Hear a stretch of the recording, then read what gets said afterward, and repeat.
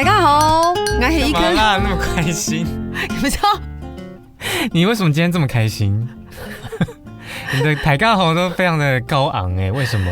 因为今天要介绍的这一部作品，我真的很兴奋。听得出来，听得出来。等一下，听众朋友就知道为什么我这么的兴奋了。对，为什么？为什么？来听你娓娓道来。我们要先开始啦。好，欢迎收听今天的剧透客语。剧不剧透可能会哦。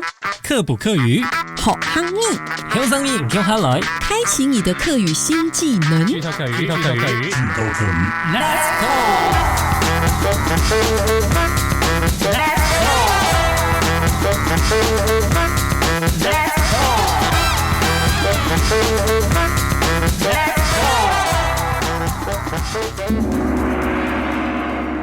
嘿，可以查 J。我是阿奎熊。好的，最近有一部令人期待已久、不可能影视化，意思是黑公冇可能拍做戏下改经典文学影集在国际串流平台上架了。哦，这部呢就是拉丁美洲魔幻写实大师加夫利尔·贾西亚·马奎斯的经典之作《百年孤寂》。你看是不是很令人兴奋？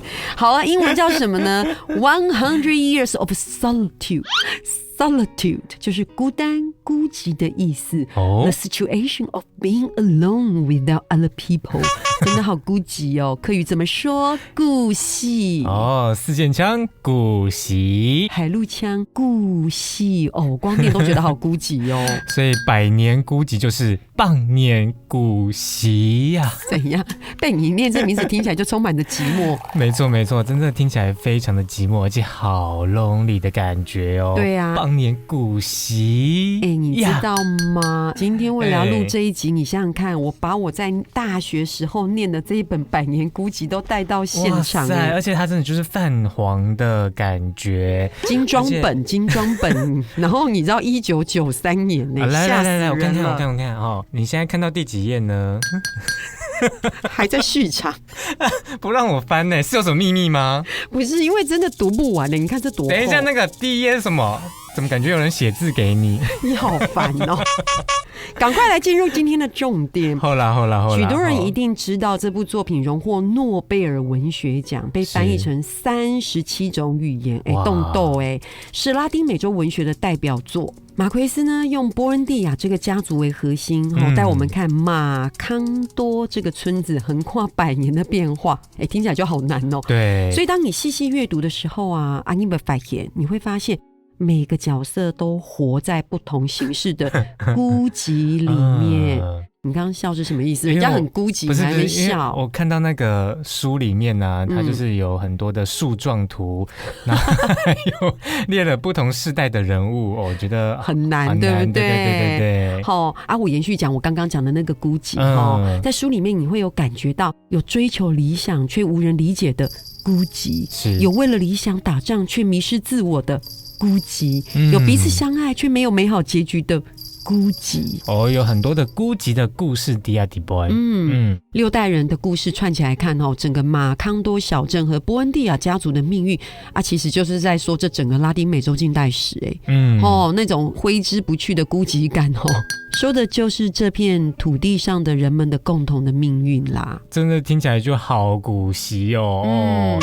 那其实呢，百年孤寂呢，刚刚有说它被称为不可能影视化的经典，其实是有原因的哦。为什么呢？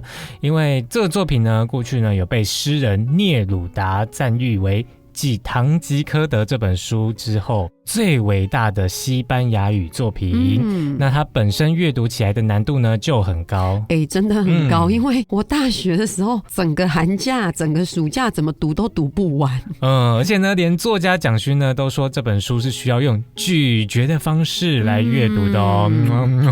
不是这种咀嚼。好了，文艺一点，用咀嚼的方式来读。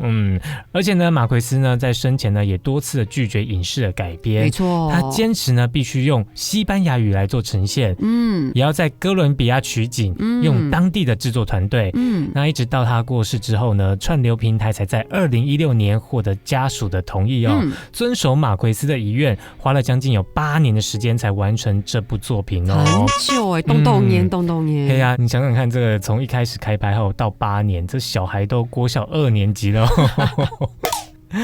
好啦，我们要来跟大家分享从制作的角度来看呢，这部作品呢有面临了3个主要的挑战第一个就是要如何呈现魔幻写实的叙事风格魔幻写实我印象最深刻就是那个整个村庄都感染了失眠症那个整个村庄的人都彻夜失眠，你知道大家都没日没夜勤奋的工作维持好几个月，是不是很魔幻？全部的人都失眠整个村庄都感染了同一种病症是不是很不可思议？对那像这些情节在文字里面是非常引人入胜的但是要转换成影像，那就要考验导演的功力了。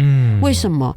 你很写实就失去魔幻色彩啦，但你太夸张又可能变得不够有说服力。没错，所以呢，有一位马奎斯的这个作品研究者他就提出了一个很有趣的问题他就说，文字描述的气味、温度、触感，甚至是孤寂的这种情绪，要怎么用影像来表达出来呢？听起来真的蛮考验主创团队的你看，我们光用声音，这气味要怎么表现？哇，你真的考倒我嘞！温度要怎么表现？还是触感要怎么表现啊？触感可能可以对，听起来光我们这样呈现就觉得很难了，对不对？然后主创团队呢，他们要怎么样用影像来呈现呢？除此之外呢，他们还要面临第2个挑战那就是那个书中庞大而复杂的家族关系。你看，我刚刚不是有给你看那个书，前面有一个很大的树状图，很难。好，因为在书里面呢，这个波恩蒂亚家族横跨6代人。6代最特别的是他们的命名方式。你知道书中有许多的角色重复使用相同的名字那最有名的就是奥雷里亚诺·波恩蒂亚上校他在外头打仗的时候有10几个私生子，全部都叫做奥雷里亚诺。对，而且有人统计过这个奥雷里亚诺呢，他是全书中出现最多次的名字对第2名是这个阿尔卡迪欧真的是有点难记我在想是不是这个马奎斯他在偷懒，然后不帮角色取一些新的名字啊？这并不是马奎斯偷懒不帮角色取新的名字，而是根据文化底蕴与巧思的安排。我来说说你看透过这些重复的名字马奎斯暗示了一种宿命感。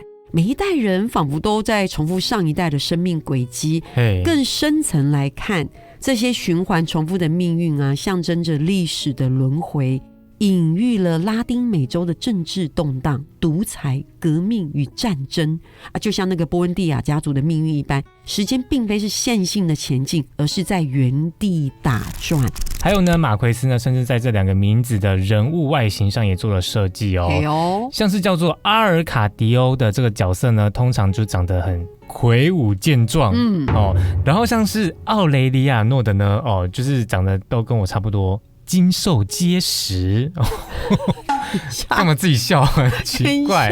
等一下，我觉得你没有精瘦结实。好，没关系。好，所以呢，影集呢在选角的时候呢，也遵循了这个设定。那这部影集呢，对制作团队来说，它的时序横跨了100年，6个世代，有将近20多位的角色，超多。大家要知道在电影或是影集这种内容时序很长、横跨不同世代、角色又多的作品要拍摄起来其实是一件非常高难度的事情那这也就带到了第3个挑战。如何在有限的篇幅内完整呈现这个庞大的史诗作品？为什么？因为这里面包含太多层面了啦，家族史、爱情故事、政治预言殖民伤痕。如果处理的不好啊，很容易就变成表面的奇幻剧，失去了原作的深度哦。没想到出版50多年之后竟然被拍出来的呢，好想拍手哦！有很感动吗？有啊，难怪你一开始真的很开心。是是是，对，你看影集一上架后，咚咚，那开场呢就让人印象深刻。镜头从一个破败的老宅开始，然后带着我们穿过昏暗的房间，经过难产死者的遗体，空荡荡的婴儿床，最后来到了书房，看见了一个背影正在翻阅着一本书，然后由旁白读出那段最经典的开场白。等一下，我要翻一下我的书。哇塞，我大学时代的书，让我翻到那一页哦。来哦，我要念咯。许多年后，当伯恩蒂亚上校面对行刑枪队时，他便会想起他父亲带他去找冰块的那个遥远的下午。下午不是要午睡吗？你不要因为我翻了那一本厚厚的书你就这样。他的字真的很小真的。我当时听到这段旁白啊，我整个鸡皮疙瘩都起来了。不过啊，看到第8集才演到那个上校要进攻马康多小镇就结束了。就表示要有下一季的哦。哇，真的要等到下一季才可以继续看，真的是很孤寂动顾戏啊。当然啦，这种大制作影集这制作期通常都是很长的。像是之前有沙丘嘛，你看沙丘它的续集也是等了3年左右，好可怕哦。然后鱿鱼游戏也是啊，你看它第2季也是等了2年多。是啦。那以下开放留言给我们，就是大家还有印象中哪些影集拍很久的？真的阿凡达，我真要讲。对你干嘛？阿凡达也很久。对，我刚刚也是真的要讲阿凡达。好的，虽然要等续集，会等到很顾戏、很孤寂，但也许这是最好的方式，让观众能够细细的品味这个魔幻写实的世界。就像蒋勋说的，要咀嚼不要给我发出那声音哦。好，就是要花时间去等待啦，然后细细的品味啦。对对对。好的，所有的朋友们，所有的朋友，让我们现在一起进入百年孤寂的魔幻世界吧。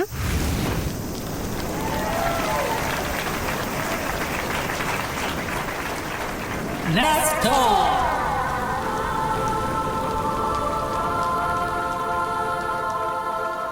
也古些年头，都会念此一类诅咒。这个故事的一切都始于一个诅咒。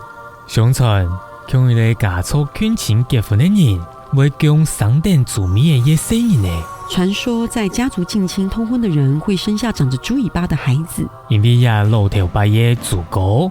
在后时，家庭内头七家表老妹乌苏拉家下，双方家族都同反对，就强怕也只祖国会一出继续下去。因为这个古老的诅咒，当荷西决定迎娶自己的表妹乌苏拉时，双方家族极力反对，生怕这个诅咒会延续下去。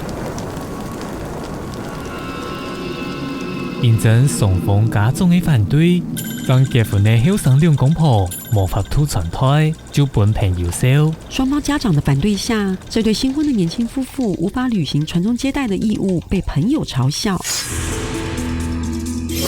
新泡泡的野荷西，无声意同手机的朋友辞世的。血气方刚的荷西失手杀了嘲笑他的朋友。朋友的亡灵，天天祈祷无卡。本荷西动不安，朋友的亡灵萦绕在家中，让荷西心生不安。就安呢，佢带定嘅姑娘，还有一群幸福嘅人，向下行送也从袅袅嘅流浪之旅。于是，他带着妻子，还有一群忠诚的追随者，踏上了漫长的流浪旅程。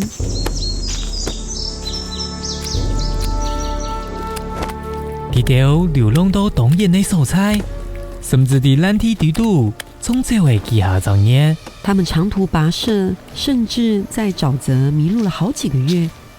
总算有一日，佢哋来到一条河坝水卜卜滚的所在集养。终于在某一天，他们来到了一条湍急的河边扎营。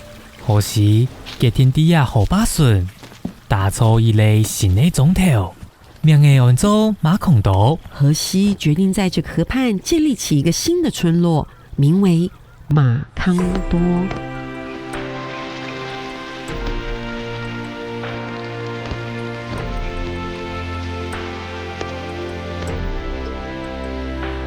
荷西同乌苏拉唔顾自古，喺马孔岛建立7个家族，公的、奶的、同妹的。荷西与乌苏拉不顾诅咒，在马康多建立自己的家族，生下儿子与女儿。也做小镇，还有几个家族的运命同传奇，就安尼开始的。这座小镇还有整个家族的命运与传奇，就此展开。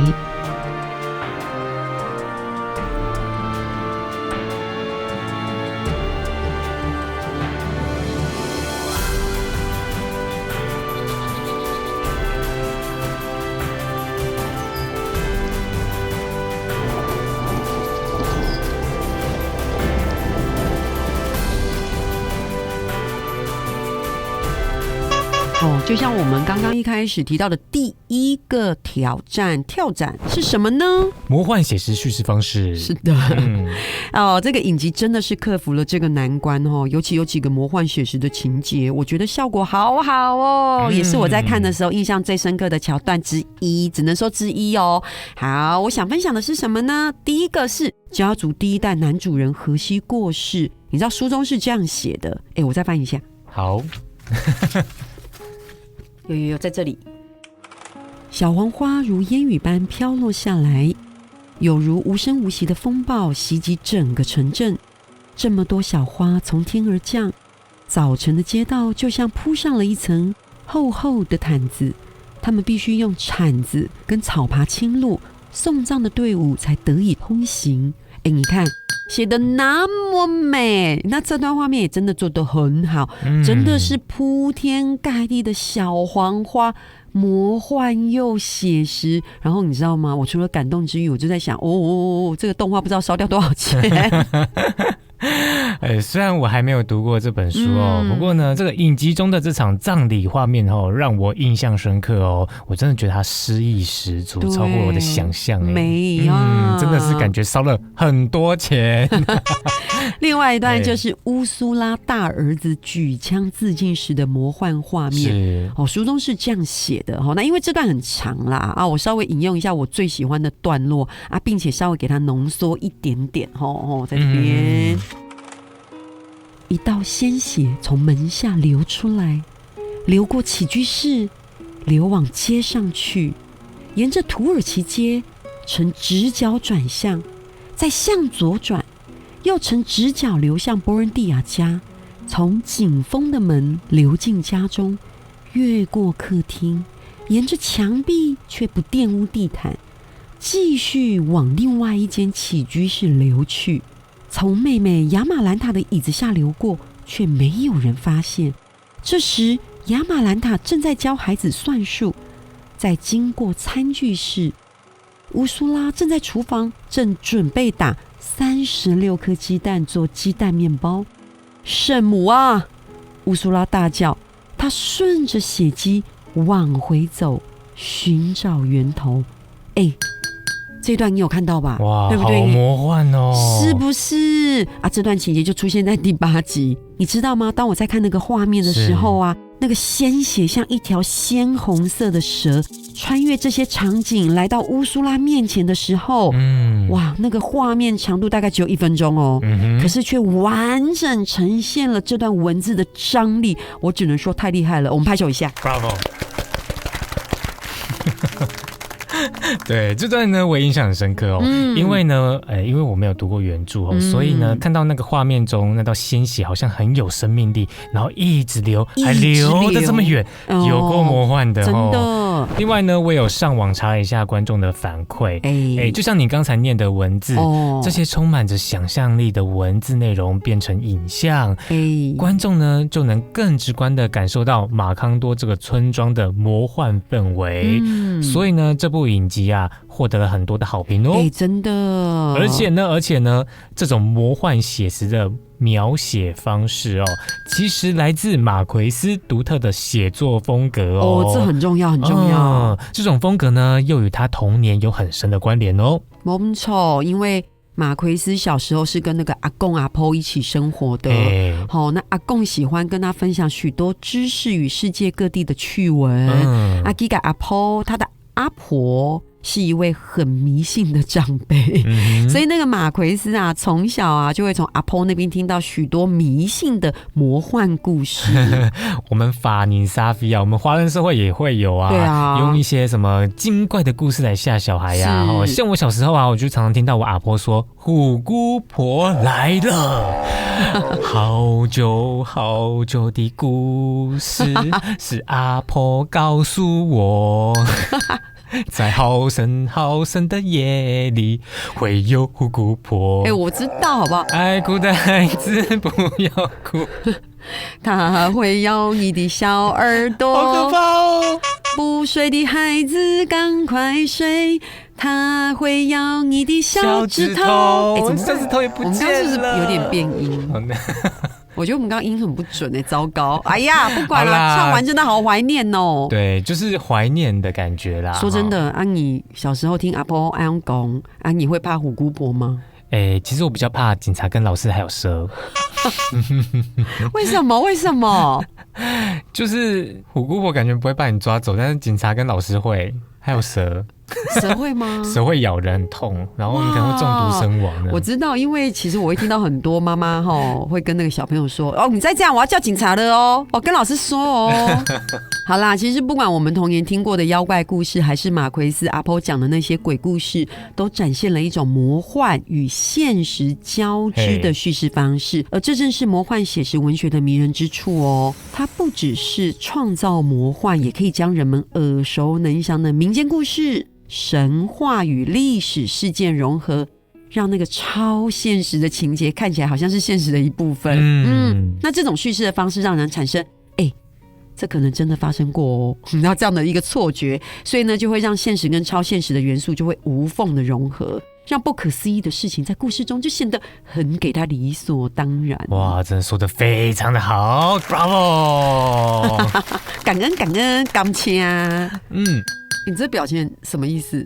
就是那个，因为我们还没读完小说嘛，所以这个小说举例的部分我们就邀请我们的一颗梨子姐姐来跟我们举例一下。一定的啊，我书都带来了，是，让我来说讲一下。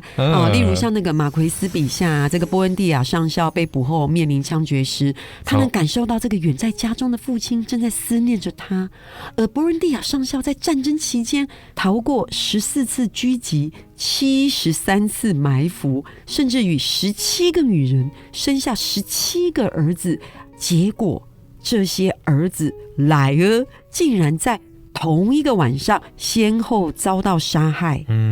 这些数字很不得了吧？听起来是不是很像乡野传说？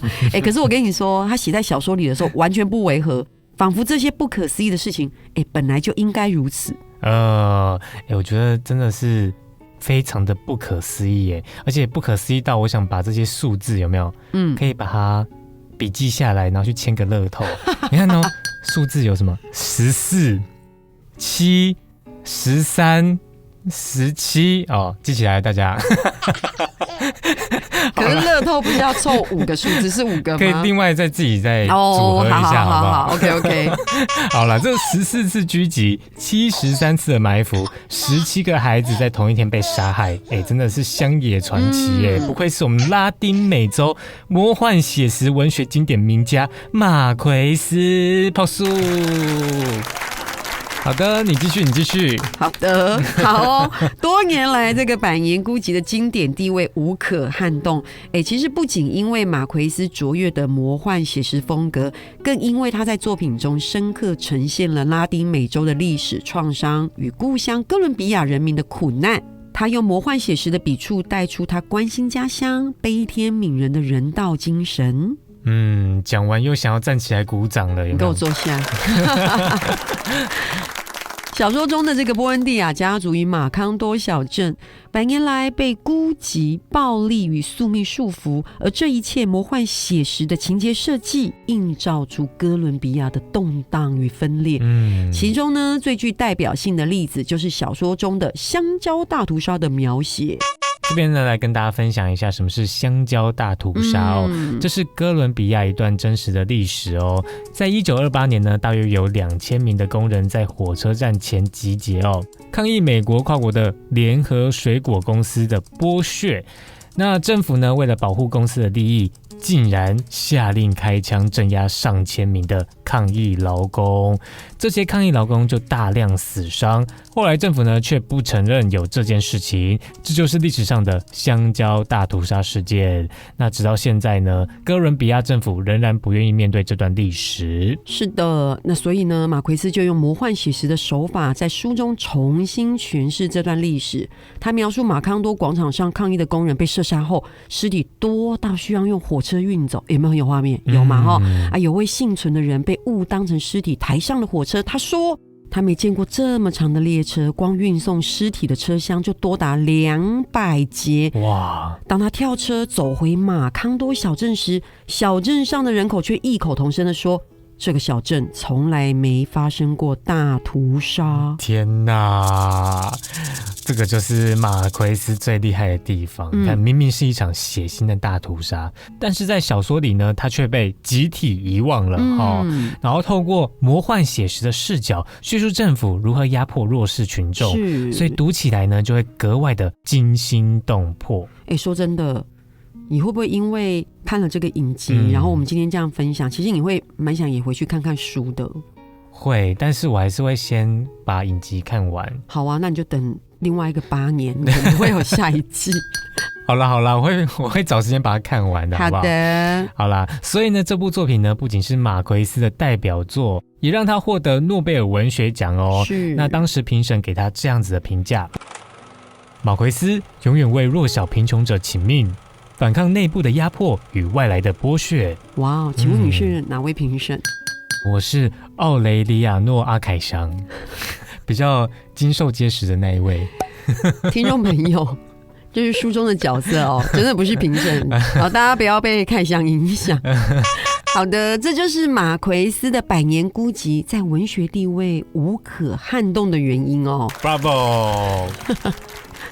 最后呢，我要再分享一个小知识。说到魔幻写实，大家一定就会想到拉丁美洲对啊，会想到拉丁美洲不过为什么会想到拉丁美洲呢？那这个小知识，我们就有请我们的伊科琳姐姐来跟大家来分享。这个我可以。俗话说得好，一方水土养一方人。那拉丁美洲的自然环境跟文化背景根本就像一部魔幻写实小说一样神奇。所有的朋友们，大家想想看，拉丁美洲的地理环境有神秘浩瀚的亚马逊雨林，壮丽的安第斯山脉，这些景观啊本身就充满着传奇色彩。还有他们的历史也像小说一样戏剧化那个印加文明的神秘消失啊，什么西班牙征服者带来巨大的变革啊，很多史实本身就像魔幻故事啊，而且在这里的文化很多元，有原住民的神话巫术信仰啊，什么欧洲殖民文化交错，造就了独特的叙事视角。最后，水密拉丁美洲的日常生活里，政变、革命动荡几乎是常态啊。他们的现实世界，我觉得真的已经够超现实了所以难怪写出来的故事就带着魔幻感。有没有大家听完很想去这个拉丁美洲我以为你会说大家听完要好好研读世界名著。我跟你讲，你听我说啦。我醒了，你刚刚说什么？好，我跟你讲，就是我念大学的时候，曾经列出一系列世界名著的书单因为我们那个时候就会好像要强迫自己要阅读啊，所以像当时我读过的有什么《战争与和平》，悲惨世界，有糖沟，大亨小传，不要管我们读完啦，反正我们就是列出来要读。我想大家应该在读书的时候啊，都有被推荐过几本所谓的世界名著的文学作品吧？有，像是我有读过，就是什么《小木偶奇遇记》啊，然后《小妇人》啊，小美人鱼啊，等一下，小鹿斑比。等一下，小红帽为什么都是小开头？小王子有小王子还有个小的小人国和大人国。你真的也蛮厉害的，虽然都是小字辈，但是不能小看它，都很好看。对，没错没错。你看，像是《小木偶奇遇记》是古典文学的经典之一然后这个小美人鱼呢，也是来自安徒生童话。对。然后小妇人呢，它是那个美国文学瑰宝，有没有？他们都是名列世界名著，也是蛮厉害的。而且呢，我跟你说，这些世界名著呢，都是有一定的文学价值，可以帮助我们提升文学素养，学习人生智慧，启发我们的思维，拓展我们的视野。你刚是去哪里背这一段话？那么厉害？还是你刚偷偷问 ChatGPT？ 不是，我是根据自己的知识整理并回答的。如果你有更具体的需求，比如某个国家的名著、某个类型的书籍，或者想知道某本书的内容，我可以进一步帮你整理和推荐。我要大笑，真的太好笑了。不过我们必须说，刚才凯翔分享那些世界名著是真的很经典，我想大家都读过啦。对，没错没错。好的，除了今天提到的《百年孤寂》，还有很多世界名著翻拍的影剧作品，我们可以举蛮多例子的耶。对啊，你看像是那个《大亨小传》有没有？里奥纳多主演的那一部。哎呦，我一直都知道你很喜欢里奥纳多。其实还有一本啦，《悲惨世界》那个休·杰克曼跟那个安海瑟薇主演的。对，还有那个《罗密欧与朱丽叶》太经典，太经典，也是里奥纳多主演的。你是只看里奥纳多电影是不是？没有，只是刚好。还有那个改编法国文豪大仲马的作品《铁面人》，也是里奥纳多主演的。里奥纳多也演太多了，可是有一个我想讲，战争与和平》，奥黛丽·赫本主演，怎么办？我讲怎么好像很有年代呀？不会，她很漂亮，可以。不过我发现刚刚说那个里奥纳多，他真的演蛮多世界名著的作品除了《铁达尼号》之外。但《铁达尼号》真的是经典啦，是。那你知道我以前有里奥纳多的 T 恤吗？真的假的？因为那时候铁达尼号很红啊，所以你有买？对，我们家小朋友都很喜欢那个铁达尼号，然后就会穿着铁达尼号，然后上面就是里奥纳多。走在街上。对，那时候不要这样子，那时候很瞎趴那时候大家都在看你哇哦，都觉得你很帅，然后殊不知是里奥纳多很帅。好啦，说到这边呢，这其实也提醒我们，这个认识经典文学的方式有很多种。大家能够透过优秀的影视改编作品来体会这些故事的魅力哟。没错。好，那你记不记得行业会干嘛改呢？既然说到这个百年孤寂、棒念古稀，就一定要来跟大家分享跟孤寂有关的客语啦。有相关的客家话。Let's go。好，我们先来复习一下我们客家人的孤单要怎么说？用英讲四线腔古稀，海陆腔故稀。好有趣的发音再来，如果孤单寂寞觉得冷，孤单又心灰意冷客语要怎么说呢？四线腔孤寒，海陆腔孤寒。那我好孤单要怎么说？我很孤稀海陆腔爱动孤稀。你没有有为什么要有？爱动孤稀哟。不是有语助词吗？看每个人想要表达的方式咯。是。那什么个性的人会没有朋友，孤单寂寞觉得冷呢？好，那我们马上就来举例而且我们等一下会用经典人物来举例。没错，那第一种是不听别人劝告的人，你都不听别人的劝告，你会怎么说？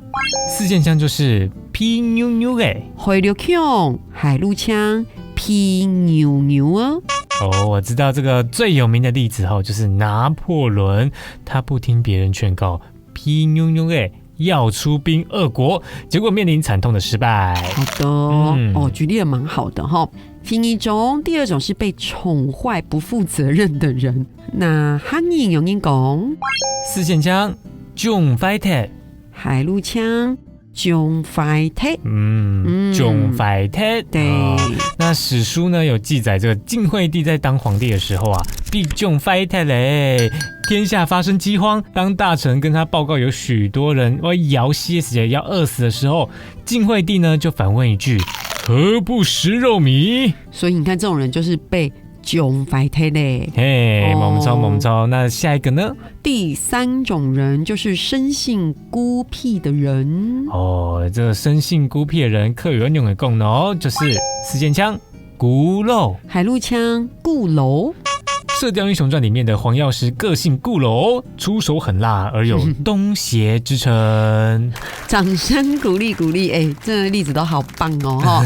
你真的都有找到对应的经典人物哎。那我们带大家再来复习一次哦。咋个类好习一白，孤单。四线枪古习，海陆枪顾惜，孤单寂寞觉得冷，孤单又心灰意冷。汉语用英讲，四线枪孤寒，海陆枪顾欢，我好孤单哦。四线枪爱恨顾惜哦，海陆枪爱动顾惜。再来是不听别人劝告的人。四线枪屁妞妞的，海陆枪屁牛牛啊，好可爱哦。好，再来被宠坏的人。四线枪John Fighter， 海陆枪John Fighter。好的，最美，最后生性孤僻的人。四线枪孤陋，海陆枪固楼。哇，基本应该汉语大概有几点吗？我还想再念一遍，可以吗？好，我要念哦，顾惜、顾欢、顾楼。爱动顾惜。爱动顾欢，爱动顾楼，这我自己讲的，我觉得很有趣啊，大家应该会觉得蛮想来学的吧。顾惜、顾寒、顾陋，爱动顾惜，爱动顾寒，爱动顾陋，是不是想学了哈？好啦，你今日个汉语是教到2篇，给剧透课语就多2篇了，and 汉拜见，拜拜。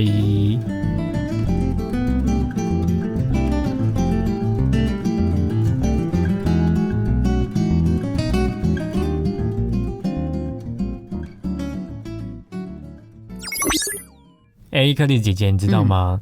当你孤单顾惜的时候，你会想起谁？不会想起谁，因为我本身就是一个顾惜的人。那你至少会想到一种饮料吧？什么？就是汽水。为什么？汽水呀？为什么？当你孤单，你会想起谁？好吧。